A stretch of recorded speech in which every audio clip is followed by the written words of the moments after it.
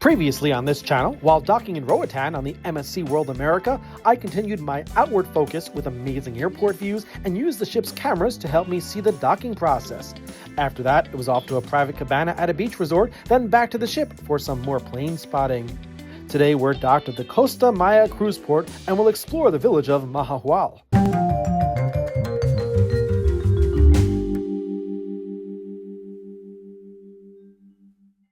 I'll admit I woke up a bit late and the World America was already docked when I emerged onto my balcony, but you can see from our track that we took a direct route from Roatan.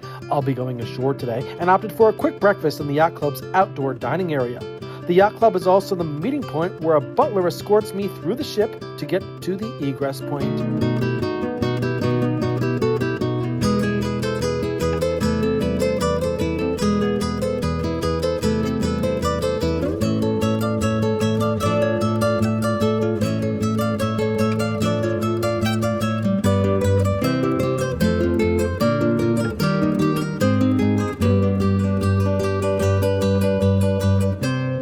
I'm off the ship. Again, being so close to it, it's hard to get a full view of it, but I was able to clearly see the majestic Princess, which is also in port today.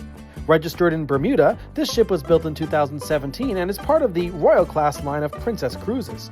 Finally, I had an opportunity to see the stern of the MSC World America up close as I made my way to the terminal area of the Costa Maya cruise ship dock. Today, an excursion involves driving in a caravan of cars, exploring the village of Mahahual, from where I was finally able to see the MSC World America in full. This point of view was from the Mahahual lighthouse, where our caravan paused for the first stop. The next stop was Hacienda Tequila, where all members of the caravan gathered for a lesson in the history and making of tequila, as well as the very rich history of the company. Tour group members were then treated to a flight of tequilas and a very diverse tequila tasting session. This was an authentic Mexican experience, but what was less authentic was the return to port, where there were dozens of stores and entertainment areas that I had to walk through to get back to the pier.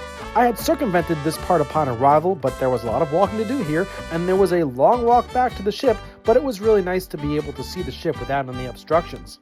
I made it back on board the ship just before the all aboard time and was able to remain in my cabin and watch the lines being removed on the port side of the ship via the bow cam. It was so nice to remain in my cabin to see this, and I wish more cruise ship passengers would tune into this channel more often to get a full sense of what's going on around them if they can't see this from where they are on the ship. With all the modern technology that we have, line removal is still a manual process for the ground crew.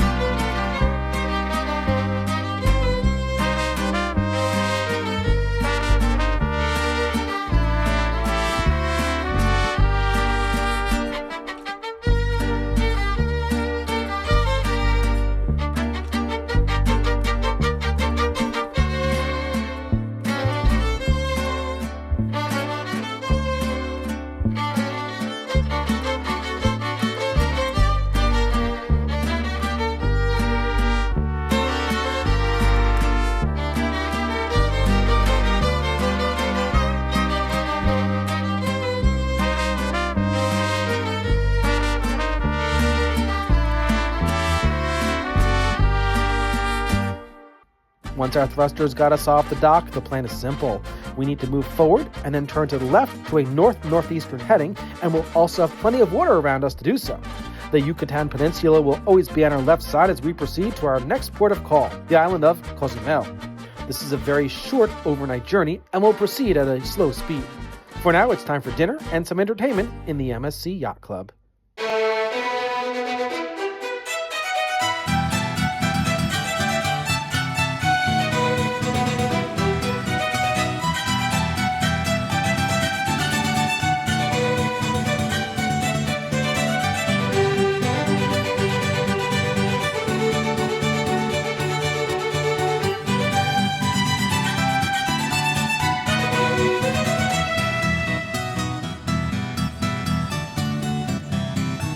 After dinner, I went to my cabin to see that we were only moving at 7 knots on a 33-degree heading for the short run to Cozumel. It's time for some sleep.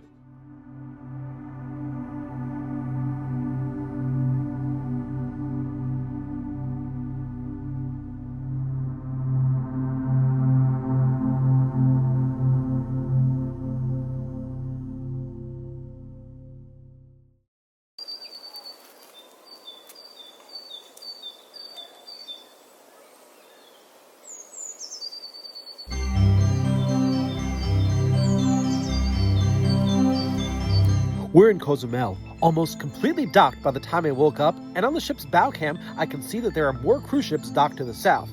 That's around 5 miles away from here, and there are several more piers down there. It's the more popular docking area, and as you can see, it has space for many cruise ships. Cozumel in general is very popular among visitors. For some reason, I couldn't get my TV to show the map this morning, but before disembarking, I enjoyed another yacht club breakfast. Let's get off the ship and head down the long pier to the center of Cozumel, which I think is a great place to dock. I'm once again enjoying the MSC World America views, but as I turned around toward the land, something caught my attention. This ship. It looked familiar to me. Very familiar, but I'd never seen it up close before. But there was something about this ship that I knew. Then it dawned upon me. This is the Cuauhtémoc. It's a Mexican Navy ship, and earlier this year, it was docked in New York City during a goodwill cruise. When it left the dock on May 17th, it was supposed to head out to sea, but for unknown reasons, it moved backwards, and its tall masts hit the span of the Brooklyn Bridge, collapsing the masts. Unfortunately, standing on the masts were many crew members. 25 of them were injured and 2 were killed. It was chilling to be so close to this vessel while walking toward the city.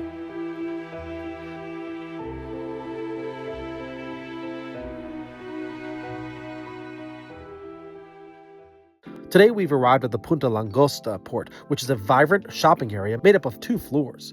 From Punta Langosta, you can walk right into the middle of the town called San Miguel. There are a ton of things to do in Cozumel, and I've been here many times. On my most recent visit to Cozumel, I visited a beach and featured it right here on this channel, but this time I'm doing something different. I'm going to leave Punta Langosta and take a cab and head north, this time for a short 10-minute ride to a hotel, where I'll have a room with a view for several hours. My seat selection on the right side of the cab provided me with views of downtown San Miguel from Avenida Rafael Melgar. Melgar was a member of the Chamber of Deputies of Mexico. I'm enjoying this view of city life on this island by sitting on the right-hand side, which was purposely chosen because it takes me by the Cozumel International Airport. I do love airports, and I'm excited about some flights that are inbound later in the day. I hope to catch a glimpse of those flights from here, the Westin Cozumel. It's a beautiful hotel situated right on the beach. With the influx of tourists basically flooding the city, this short stay is going to guarantee less crowding and no other cruise ship passengers. This is definitely off the beaten path, and like I said, I've been here so many times, and it was nice to make this day's stay a quiet and relaxing one. My room is on one of the upper floors, and this room was very true to the Westin brand. The room was large, and my favorite part was that it was high up, and I had very commanding views from up here. To make things even better, it was a corner balcony room, so I had southern and western views. From here, I was able to see the MSC World America, and in the distance, I was able to see the Cozumel airport. Now, as you can see, the weather was not the greatest, but I'm going to be making the most of it. And right now, it's time for lunch. So I made my way back down to the entry level, where I took a short walk to the hotel's restaurant on the water, Las Gaviotas, or the Seagulls in English. Featuring both land and sea dishes, this restaurant was empty. My entourage and I were the only diners. It was really peaceful, but I'm here by the water for some action. Airplane action. Because right now, flights are coming into Cozumel, starting off with this Aeromexico Connect Embraer 190 from Mexico City International Airport. That was followed by an American Boeing 737 coming in from the Dallas-Fort Worth International Airport.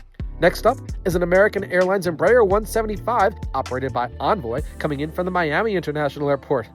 I almost forgot I was here for the food. Here's what my entourage and I ate. It was delicious and authentically Mexican.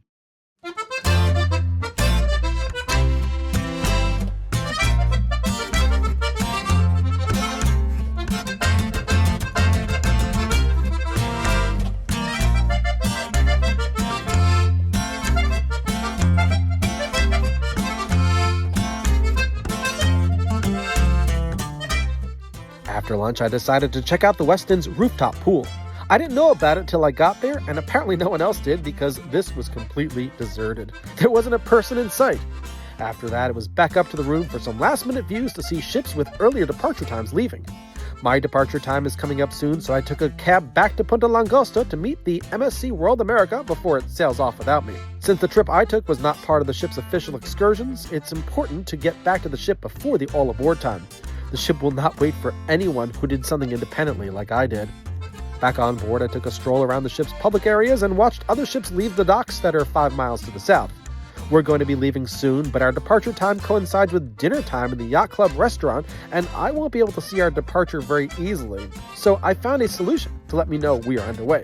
I simply looked at the moon moving through the windows of the top sail lounge, which let me know that we were turning off the dock and setting up for a full day at sea to get to our next stop, Ocean Cay. For now, it's time for dinner and a look at the map on the TV before I head to sleep.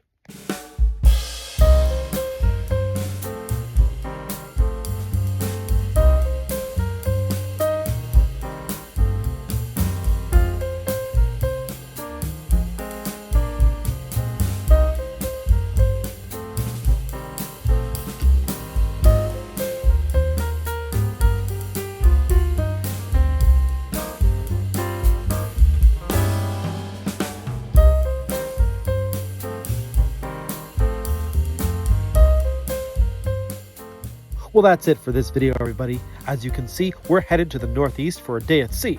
Our next port of call will be Ocean Cay. Remember that if you haven't subscribed to this channel, go ahead and click on the subscribe button so you don't miss out on my next video. See you very soon as we end this journey on the MSC World America.